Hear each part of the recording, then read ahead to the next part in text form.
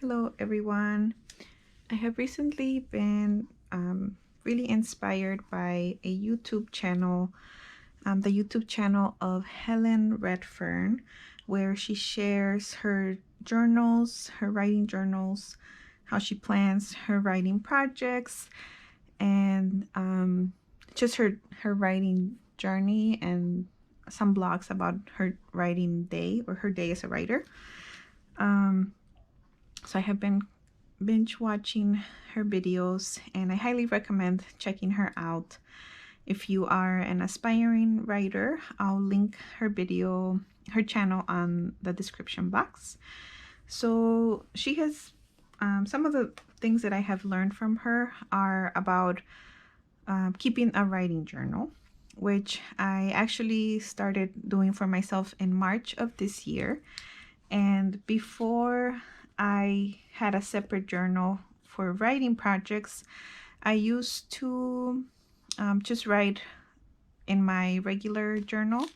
So my journaling has changed a little bit this year. Before, I used to have one notebook where I did all of my writing, whether it was like my daily journaling or whether it was brainstorming ideas for things I wanted to do, notes about books I was reading, notes about things I was learning. Everything was in one journal. And I found that doing it that way, after I finished the journal and moved on to the next, some of those things would be forgotten. I didn't refer back to them. And then I would just continue creating more ideas without actually working on the previous ideas that I had written down for myself. So this year I started experimenting with splitting my journaling over many notebooks. So I have one journal where I do my daily journaling about things that are happening in my life, things I'm feeling, thoughts I'm working through, experiences I'm working through. And then I also have a journal where I take down notes for different classes I'm taking or interesting videos I'm watching or podcasts I'm listening to. So that's like my learning journal. That's this one here. This is the current one. So this one is a very creative space where I can just take down notes from different things I'm learning about. Sometimes I'll write down quotes.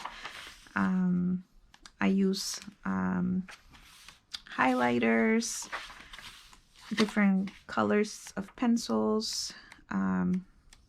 So that's my learning journal here. So this year I also separated my writing journal from my catch-all journal, I guess. So that's the one I want to share with you today.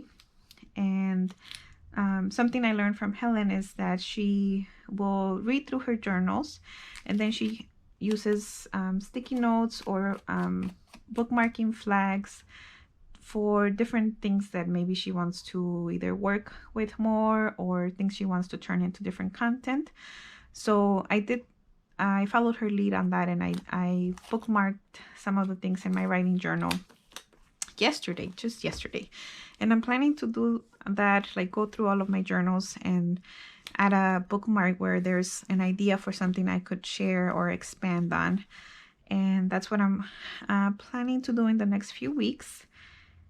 This notebook is just I think it's it's a Paluma brand. It's just one of those generic brands that you can get from Amazon. I think I got this one, and I got a yellow one that I used as my learning notebook, which I can do a separate video and a flip through if you are interested in. So as I mentioned, I started this one in March, and before starting this journal, I was keeping my writing projects and my writing ideas in one of my A5 organizers, and I would refer back to them often and just see the things that I wanted to do. But I didn't have the space to actually do the writing. So the reason why I decided to create or designate a separate notebook for that was because I wanted a few blank pages where I could do actual like longhand writing and brainstorming of the actual content. But I feel like I mentioned this in a video I did recently about my notebooks for 2022, how I have been using this dotted journal as if it was a lined journal, and I was not so happy with that. But let me flip through a few things. So the first thing I did after I decided that I needed a separate writing journal was I wrote down the different kinds of writing that I wanted to do. So I know storytelling has always been a really central part of my experience. So, and storytelling can be many things, but this is just how I categorize them. So I want to be a storyteller. I like to write poetry. I want to do some essay and prose writing, be a content creator for here on YouTube, on my blog, on my Instagram page. I also at a time had an interest in writing romance and erotic fiction. Obviously my daily journaling is also something that I do. Something that I would add here is storytelling. Not storytelling, short stories. That's maybe I can do an updated page of the kind of writer I want to be. And then here I wrote a little snippet about where I was currently. And I say, I do some of this writing already. Definitely doing the content creating. The poetry, I'm determined to be a better poet. I called myself an intermittent poet because there's different seasons. I feel inspired to write poetry at different times of the year. So I accept that in myself. I don't feel that I should push myself to write a poem every day if I don't feel inspired to do that. Let's see. I also mentioned how I started writing some short stories, but I want to spend more time doing that. I don't do enough prose writing, I felt, and I do lots of journaling. So this is going to be a little bit of a flip through and walk through of my journal, my writing journal. So then I moved all of my brainstorm ideas for writing projects from my A5 organizer to this page. And I still haven't worked through all of my writing ideas, so I'm going to flag this one actually so that I can come back to it. So I'm using blue for ideas, I'm using yellow for finished things that I haven't published, and I'm using purple, the purple flags, for things that are a work in progress that I feel like I want to expand more on.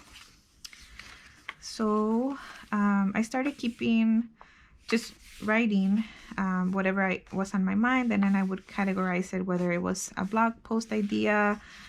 This one looks like I was doing some reflection on BIPOC only spaces. This is where I also do my brainstorming for my different explorations that I'm doing in my Mighty Networks. One of my writing projects that I'm working on is creating a workbook for creating with the moon. So I wrote down my ideas here. At a time I was working on investigating my creative process. So this is how I visualize my creative process here. And this is all part of the creating with the moon, just looking at the moon phases and how those are aligned with my creative process. I wrote a sketch of my bio that I was going to send to a collaboration that I was a part of. I have some more ideas here. A few months ago, I was doing an inner child exploration in my Mighty Networks. So I was using this page, this notebook, to write down my thoughts about what I wanted to share. Here I was taking some notes from a class I took. Some of the yellow ones are unpublished works that I want to share in my blog. Here I was doing an exploration on sovereignty, which is my word of the year. So sometimes I would list, like this is for Mighty Networks. This would be on my blog. Exploring my relationship with knowledge, which I actually did end up publishing as a blog post. An exploration on Mary Magdalene, which I haven't shared. In August, I was doing I did a month-long sharing about my creativity journal and how I use it on my Ko-fi page. So that's why it says Ko-fi here. Let's see, I have some thoughts I wrote down about body positivity, which I haven't shared. So it has a yellow flag here. I was preparing to do an imagination challenge that I titled Into the Imaginal Realm. I'm still working on that, and I'm planning to offer that again. So as you can see, there was a lot of like longhand writing without a lot of images or different things that would fit in better here in the dotted journal. But that's how I was using it. Let's see what else. So maybe I should move forward to some of the newer things that I decided. This is kind of how I envision that a dotted journal is meant to be used, with like different boxes and different headings. I just think the dotted pages give you freedom to not just write as if it was a line book, and I wasn't using it that way. So this is a page that I just recently created after following and being inspired by Helen's writing journal videos. She shares a page where she outlines her projects, her writing projects for the month, and I did this one a few days ago. So I was just trying not to be like over ambitious with November writing projects, because there's not a lot of time left in November. So I have some ideas here for my blog, for my newsletter, for my Mighty Networks, something else I'm sharing in the future, and then Instagram. Then I had my writing goals for the rest of 2021, which might be the same goals I'm going to be using for next year. Some of the types of writing I want to do, and then some intentions for myself, like taking my writing more seriously, making time for a daily, and contribute to some other websites where I can do some guest writing. So that's what my writing journal looks like right now. I might continue to do some of this longhand like brainstorming in here. I'll definitely continue to use it to jot down ideas for things I want to do. Maybe sharing some reflections about my writing experience, my writing journey, writing down quotes that inspire me, or the titles of books that I have read to improve my writing craft. But that's what my writing journal currently looks like. And I brought a few of my old journals to share with you, because this one in particular, this teal one, is where I feel like I finally started to transition from the usual kind of writing which I did before, which was just writing about my thoughts and not well, actually this one has some artistic expression and other kinds of writing.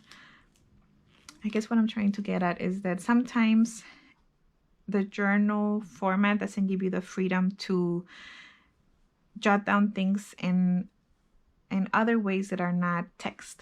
And I find that having that freedom to not just do text, but maybe do some doodling is really helpful for me. So this teal one is one of the first journals where I started to do that. And then this one is also a generic one from Amazon. It's called Minimalism Art. And I'll do a little bit of a flip through. This one is from November 2019, just before the pandemic. And I was starting to use it as a tarot journal as well. Then I did a little bit more of the longhand writing. There were some challenges I was joining on Instagram.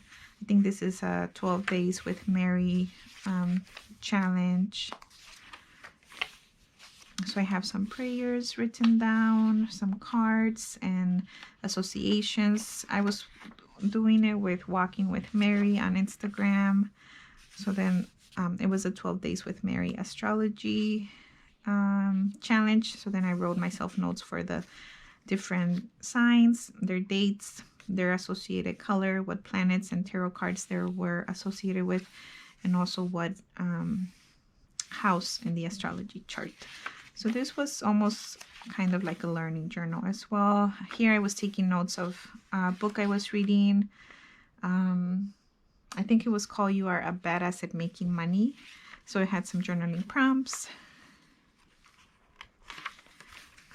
Later on, I remember I did some drawing here as well. There was a, if I remember correctly, there was a chart that I did for myself, but maybe, oh, here we go.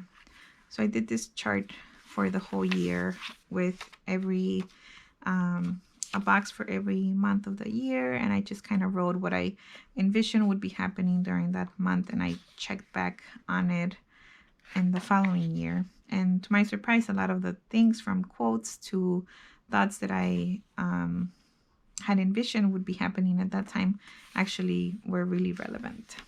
So this is an example of another journal where I was starting to do like a mishmash. Okay, I'm gonna have to cut that out. Of different things. Let's see. Yeah, so I am excited for continuing to use my current writing journal, and if anything changes, I will be sure to share an updated version for you guys to see where I am at. And thank you so much for joining me today.